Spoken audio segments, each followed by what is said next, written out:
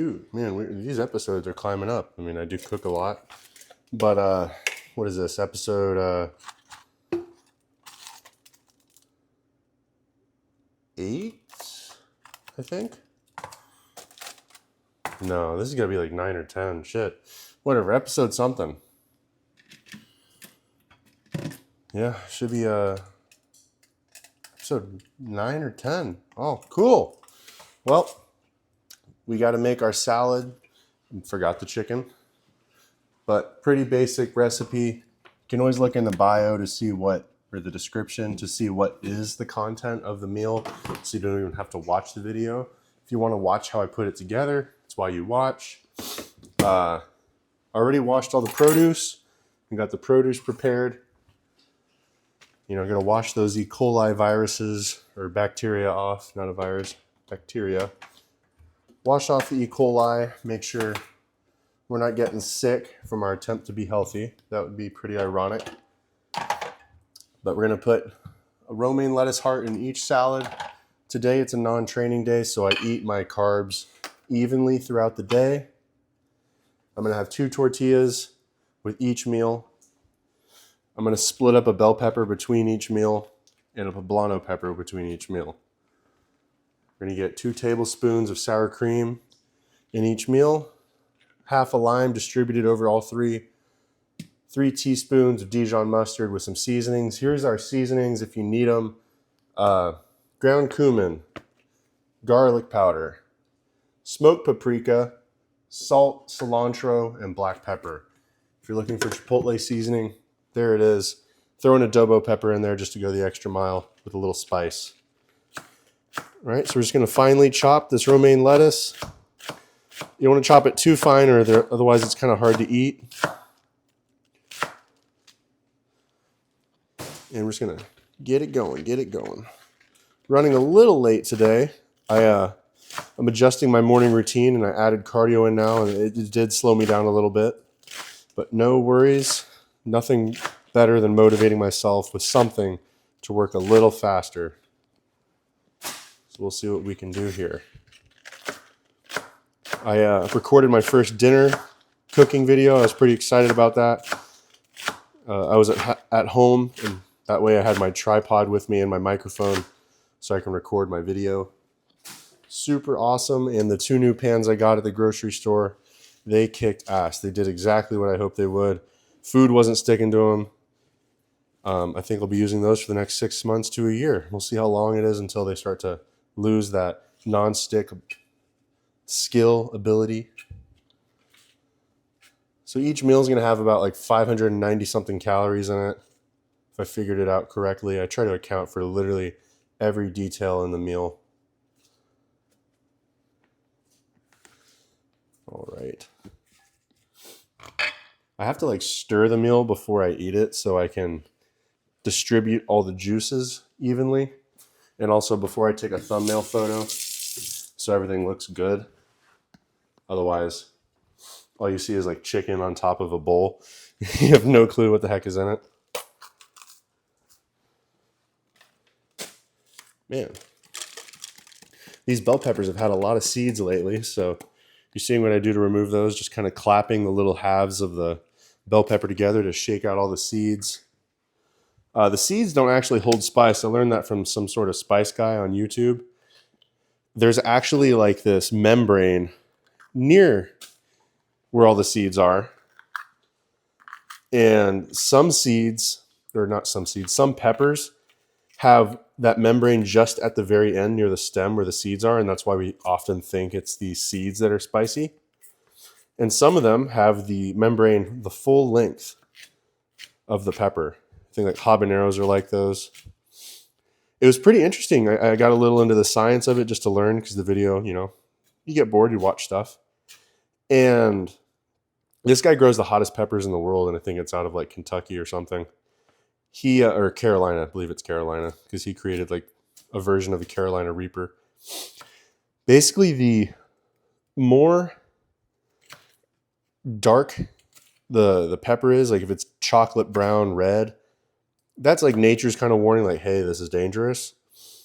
So they're selecting the genetics of those peppers and also the peppers that look like they have warts. You know, if you've ever seen pumpkins that are kind of bumpy, they put you know, I think those have like those papules is what you can call them. They have more of the capsaicin or other ingredients that make it spicy, and I believe there's also some flavor there. But what's crazy is those peppers are so hot I can't taste anything. I don't have that level of tolerance for heat. But I have used habanero to cook with, and there is a slight sweetness to it, which is why I see that I think it's like Creole dishes, Mediterranean, or not Mediterranean, like all those countries that are in the Gulf of Mexico, like the Bahamas, they have a lot of sweetness characters to their food. And I cooked with a habanero, and it was evident there was some sweetness. The food was really good, but my rookie mistake, I didn't cut up the peppers wearing gloves. And capsaicin is oil. It's like an oil-based chemical, I guess you call it. And that's why whenever you try to drink water, it doesn't actually reduce the heat. It spreads the oil out throughout your mouth and makes it worse. So I've been pepper sprayed because I did security work, and I wanted my instructor, my boss, to spray me just so I know, like, okay, what's this actually feel like? I felt like it's worth knowing what you're going to put someone through if you're going to use something against them. And holy shit, it was terrible. It was like the worst hour of my life. Like the pain afterwards, and then like my eyes were super inflamed. I couldn't wear contacts. I took the contacts out so that like it didn't get under the contact and held against my eyeball, but my eyes were so inflamed, like it messed up my tear ducts. I had dry eyes for like a week and a half. My eyes felt super fucked up from that. And it's made from capsaicin. It's made from those things. But when I was cooking up that pepper and I was handling it, I was sweating because I was cooking fast and I was around a heat source, and I had wiped my brow a few times. Then I scratched my nose. I wiped under my eye because the sweat was dripping. And then I went to the restroom. And maybe after 5 minutes or so, I felt all of that heat. And it was exactly that same pain I had when I did the pepper spraying. And I didn't get pepper sprayed in my crotch, but holy cow. And they were saying, like, when I was showering off after getting pepper sprayed, to soap up multiple times because that water will reactivate the pepper spray. And it's common after a pepper spraying, event or class that people shower, it reactivates the heat, and then it runs down their body, back into their eyes and all over their body. So I'm glad my instructor gave me that warning, because holy cow, that would have been hell. So I showered for like 30 minutes straight. At first, the just overwhelming just pain, my body's reaction was insane. Like I couldn't breathe. My body was just shutting down. It was kind of scary. Just seeing how extreme the reaction is. So nature's way of getting you to avoid eating its food, right? Capsaicin. It is damn effective. All right, so there's a Rotel tomato. It's like a cup and a half. I use the other cup or half cup or something, whatever it was, in my breakfast for my omelet. The prior episode, cup and a half of corn, or 187 grams based on this can's description by weight of the volume. I got to check if I have more corn. I might need to go to the grocery store again, along with getting that. What did I need to get? Needed to get. Shit, what was it? I'm drawing a blank here. Cinnamon. I need to get more cinnamon tonight. And vanilla extract. I do like that cardamom. I did like that idea I had when I made my French toast. So I'm going to do that again. Cardamom, a little cinnamon, and French vanilla or whatever. Oh, that's going to be good. Cup and a half of black beans.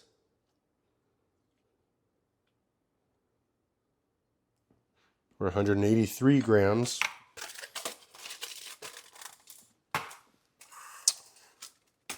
We're going to put 3 teaspoons of Dijon mustard.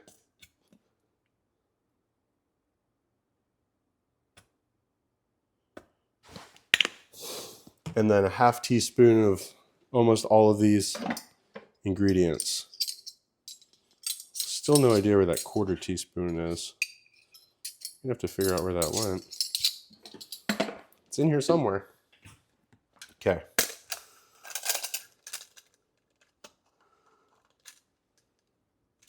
Half a teaspoon, maybe teaspoon 3/4. Smoked paprika. Full teaspoon of cilantro.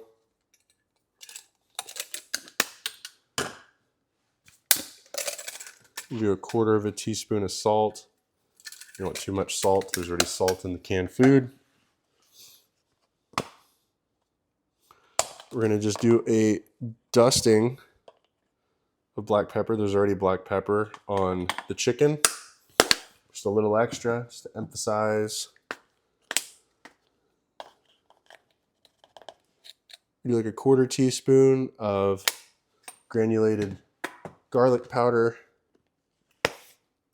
And then a full teaspoon of cumin. That's your chipotle recipe for the dressing.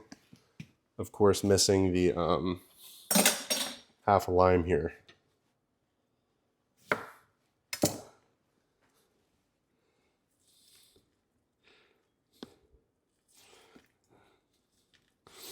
Man, these limes are just not giving up the juice. I feel like I'm really squeezing them and they're just not working for me here. Cool. Got that. We're going to do a little adobo sauce in there. Clean what's ever on my fingers off.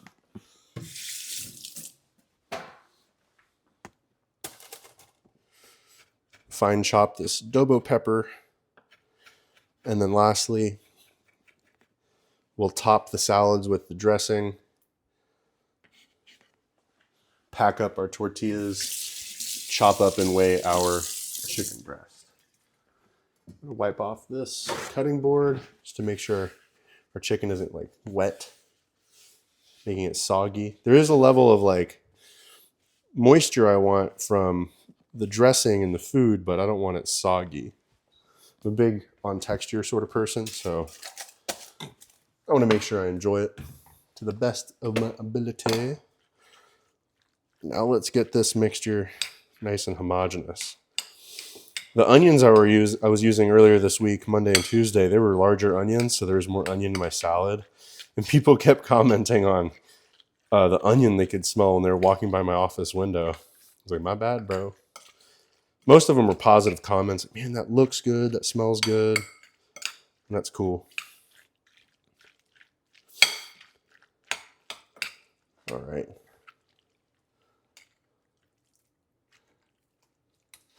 Big pile on there. I used to like measure scoop it, but I'm just going to eyeball it. You can go a little faster.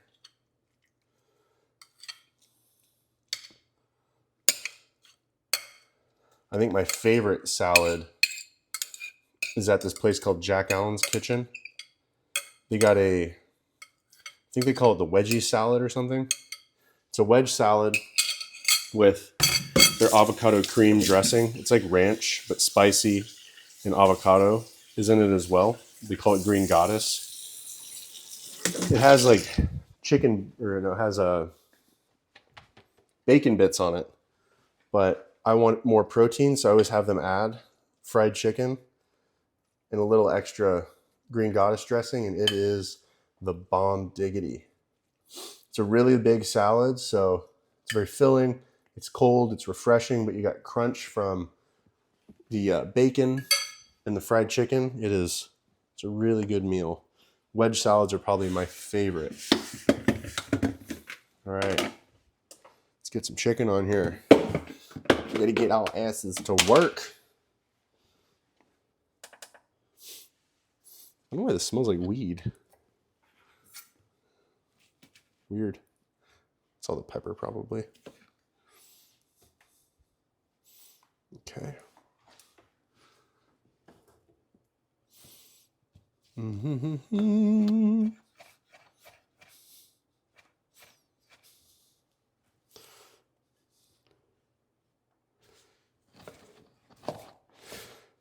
we got a little rest day today. When I was scrubbing my back with the little scrubber I use in the shower, my front delts are crazy tight from all the pressing we did on Monday. So I'm definitely going to do some mobility work today, because by tomorrow, if I'm not more flexible, then my shoulders are going to be in a lot greater position to be injured. Shoulders are meant to be very mobile. It's the way the joint is designed. The ball is larger than the socket, so it has a greater range of motion and therefore less stability. So it's good to have muscle to maintain the stability of the joint, but if you have too much muscle and it's very, very tight, you lose that mobility, and then you are more susceptible to injury because the joint can't really compensate for the lack of movement, or the muscles can't allow for that greater range of motion. So the joint and the ligaments have to compensate. The shoulder starts to rotate in positions that it really shouldn't to allow that range of motion on like a bench press or a press. And then that's when you get shoulder impingements. And shoulder impingements of any sort, when you're impinging tendon or even worse, nerves, it can take months to fix those impingements, because whatever's getting it stuck is kind of like, it's almost like the muscle just won't let it go. Even if you try to get it to relax, it'll still come back repeatedly. I have a sciatica in my right hip.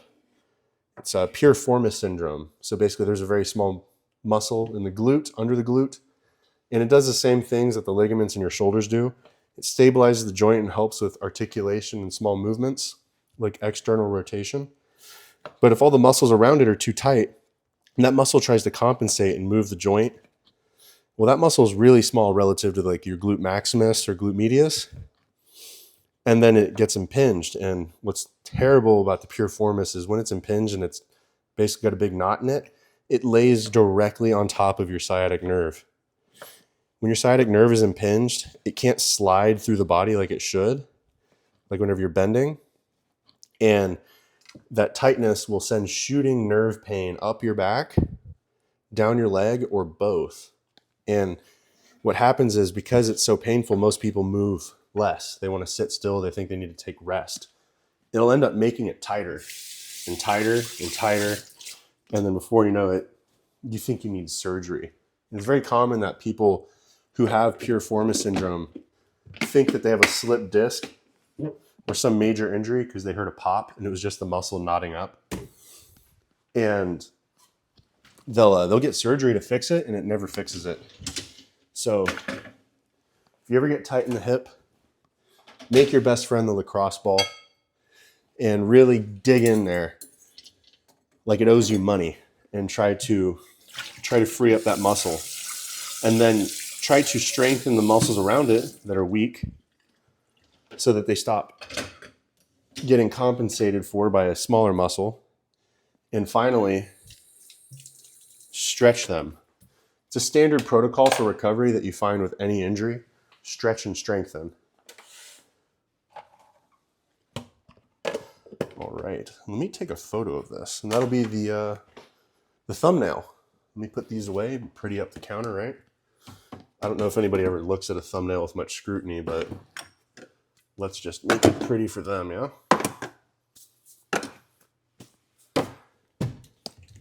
All right, y'all. Let me do my little water chug sign off. We're gonna be at 3/4 of a gallon for the day. We're trying to get to 1.5 gallons today. Do this, take care of yourselves, be the best you can be in another day.